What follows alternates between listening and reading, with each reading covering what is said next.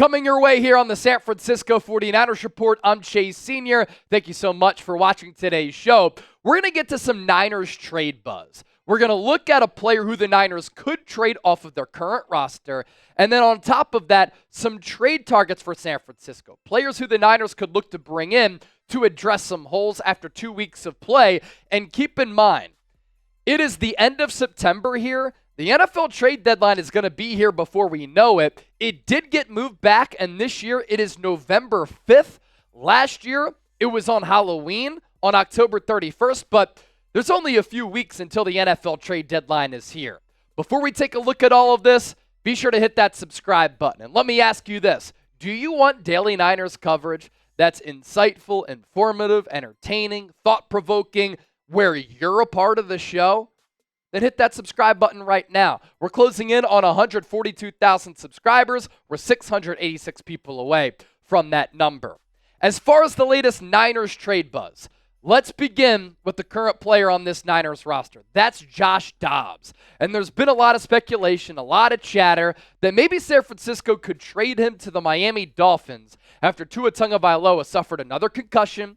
He's on injured reserve, has to miss at least the next 4 weeks. He has told people close to him that he wants to continue his NFL career despite having 3 diagnosed concussions over the last 3 years, 2 of which came in 2022, did not suffer a concussion in 2023, and then suffered that ugly concussion last week in prime time. And this comes after the Miami Dolphins signed him to a $200 million contract. Now, for Josh Dobbs, Brandon Allen beat him out to earn the quarterback 2 role. For a lot of people who watched the Niners during the preseason, this came as a big surprise. But while I thought Josh Dobbs outplayed Brandon Allen in preseason games, Brandon Allen was the better practice player. So it doesn't surprise me that Kyle Shanahan went that route. He's known to be pretty conservative when it comes to matters like this. I would have gone with Joshua Dobbs to be QB2 behind Brock Purdy because I think he's the better quarterback, has the better arm, and he's more mobile. As for the Miami Dolphins, what is their quarterback situation? Well, it's not ideal. Miami this week signed Tyler Huntley, who actually made it to the Pro Bowl a couple of years ago with the Baltimore Ravens. He was with the Cleveland Browns in the preseason. But Jameis Winston is their QB2, and they held on to Dorian Thompson-Robinson. And then Skylar Thompson, who played his college ball at Kansas State, he will start in Week 3 against Seattle. I just don't think he's a starting caliber quarterback in this league. Is Joshua Dobbs? Probably not, but he's at least a better holdover plan as compared to Huntley and definitely Skylar Thompson. Dobbs does have some starting experience. He's 3-11 throughout his NFL career. He started games with Tennessee, Arizona, Minnesota. He has shown, since he's an aerospace engineer and he's a lot smarter than me, that he can learn and pick up offenses quickly. He started games for Arizona last year while Kyler Murray was coming off that knee injury. Then he was traded to Minnesota after Kirk Cousins popped his Achilles. And midweek, he barely even looked at the playbook. Then he was thrust into action against Atlanta, and Kevin O'Connell was telling him the plays when the play clock was dwindling. Joshua Dobbs was relaying that to his teammates. He put up huge numbers. He accounted for multiple touchdowns, and the Vikings won that game. So it's pretty impressive how he's been able to master offenses very quickly. He does give the offense some mobility and out of structure ability where he can make plays and create things once the play breaks down or if the protection breaks down. The issue with Dobbs, his lack of accuracy. Throughout his career, he's only completed just north of 62% of his passes. What I would do if I was John Lynch and Kyle Shanahan, I would keep Josh Dobbs. You have a Super Bowl ready roster for San Francisco this year. I don't fully trust that Brandon Allen can play consistent football for an extended period of time. And I don't really love him as Brock Purdy's backup if Purdy were to go down, and especially given the Niners having issues along their offensive line and they can't really pass protect on a consistent basis. Brandon Allen is a statue in the pocket. Joshua Dobbs can actually create things with his legs in an improvisational way. Some people have also floated this, and I'm sure some Niner fans are going to enjoy hearing this, that San Francisco could trade Josh Dobbs to the Dolphins for running back Raheem Mostert in a player-for-player swap since Christian McCaffrey is injured and the Niners are suffering injuries to the running back spot. CMC, as we all know, is on injured reserve with that calf and Achilles issue, and Jordan Mason has been terrific. He's been a top 5 running back statistically in the NFL through 2 weeks, but now his backup was Deebo Samuel. And Deebo Samuel is out a couple of weeks with the calf injury, and Isaac Guerendo is an inexperienced player. Collegiately, he played at Wisconsin and then Louisville. He did not make a college start until his final college game in the bowl game last year for Louisville. Has a lot of ability. He's 6 feet 220, and he can run a 4.3 40-yard dash. We saw in the preseason finale, he has that giddy up in the physicality, especially with that 93-yard kickoff return, but he's an inexperienced player. He got a carry last week against Minnesota, and he didn't really display patience. Like, the hole was there if he let it open up behind Aaron Banks and Trent Williams, but he kind of just ran ahead, and he got popped immediately. As for Mostert, the Dolphins have a luxury at the running back spot where they have one of the fastest running back rooms in the NFL, but they have a lot of depth there. Devon Achane is their number 1 back. They have Jeff Wilson, a former Niner, on that team as well. And they drafted Jalen Wright out of Tennessee, who's another 4.2, 4.3 speedster. So they could trade away a running back if they wanted a quarterback in Joshua Dobbs. Mostert coming off a year last year where he had 209 carries, more than 1,000 yards. He averaged nearly 5 yards per carry, 18 touchdowns on the ground, 21 total touchdowns. That actually tied him with Christian McCaffrey for the most among skill players in the NFL last year. And in talking about the running back spot for Miami, San Francisco could also bring back Jeff Wilson, who they traded away because he was buried on the depth chart after the Niners traded for Christian McCaffrey. So with that, we pop up today's poll question. Would you trade Joshua Dobbs for Raheem Mostert? Type T for trade, P for pass. This will be the pinned comment on today's Niners Report. So if you get hit with that YouTube ad break, just scroll on down and give us your thoughts.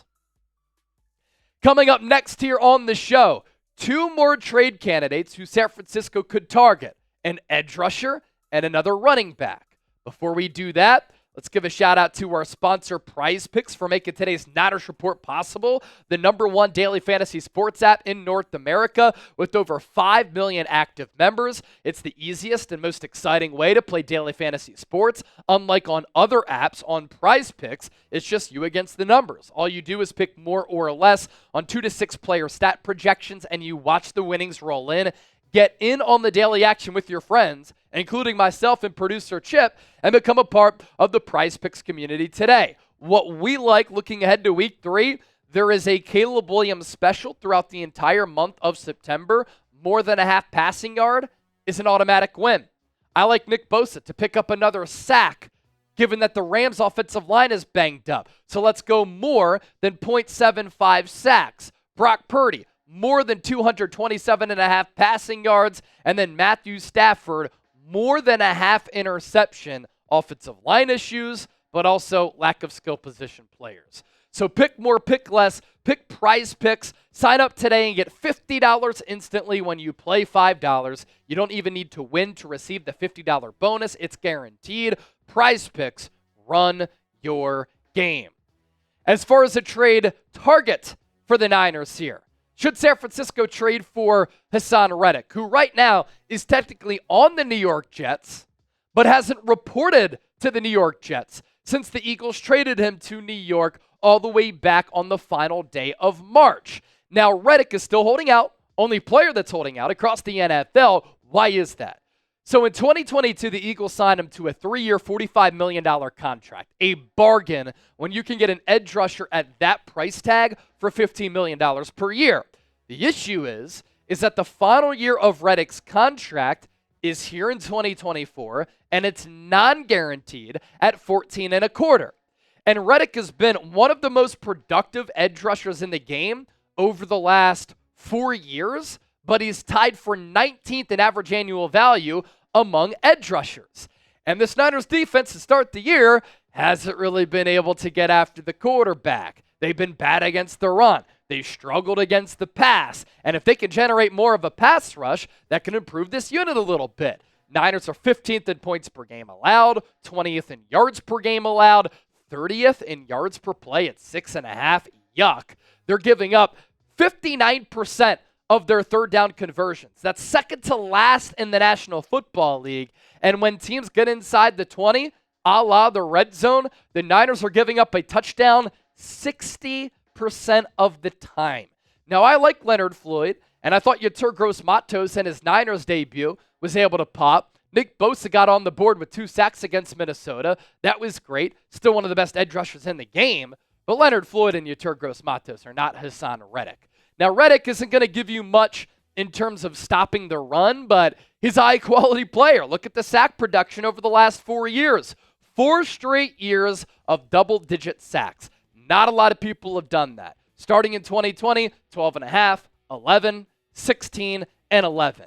And when you take a look at the most sacks among all NFL players the last 4 years, going into the 2024 season, Reddick is number 6. TJ Watt is first with 48. Myles Garrett right behind him with 47. Nick Bosa, the Bear, 44.5. That's more than Micah Parsons at 41.5. Trey Hendrickson at 39.5. You see Reddick there at 38, and he's ahead of Chris Jones, Max Crosby, Danielle Hunter, and Khalil Mack. That's really elite territory right there for Reddick. And because he's on an expiring deal, I don't think it's going to cost all that much. And the Niners have the most cap space in the National Football League. Now, they can carry a lot of that over to next year to help absorb them being over the cap, but there are so many ways to pull off salary cap gymnastics, including a wrinkle that the Niners are doing where they're giving insurance to some of these contracts to help them save D Ford, one of those players. Lastly, a Khalil Herbert trade. This is kind of weird with Chicago right now. DeAndre Swift is their number 1 back. Khalil Herbert isn't much of a pass-blocking back, so Chicago has used Travis Homer as their number 2 back because he's better in protection. And Khalil Herbert only has 4 carries this year. In 2022 and in 2023, though, his second and third years in the National Football League, he was able to compile 731 rushing yards and 611 rushing yards. So you think back to the running back room for San Francisco, which we talked about a little bit earlier. Jordan Mason has been a top 5 back. He's a really special player with how physical he runs. You just don't see that a lot in today's NFL, where he will run through you and over you. But RB2 is a huge question, and we're really not sure how long Christian McCaffrey is going to be on IR. They put him on IR. He has to miss at least the next 4 games, but there's no telling that he's going to be out longer than that or when he's going to come back. And Khalil Herbert could be a trade chip for Chicago because right now he's barely playing. So we round out this segment with this. Which player do you want the Niners to trade for? It can be one of the few players who we talked about today or somebody else across the National Football League.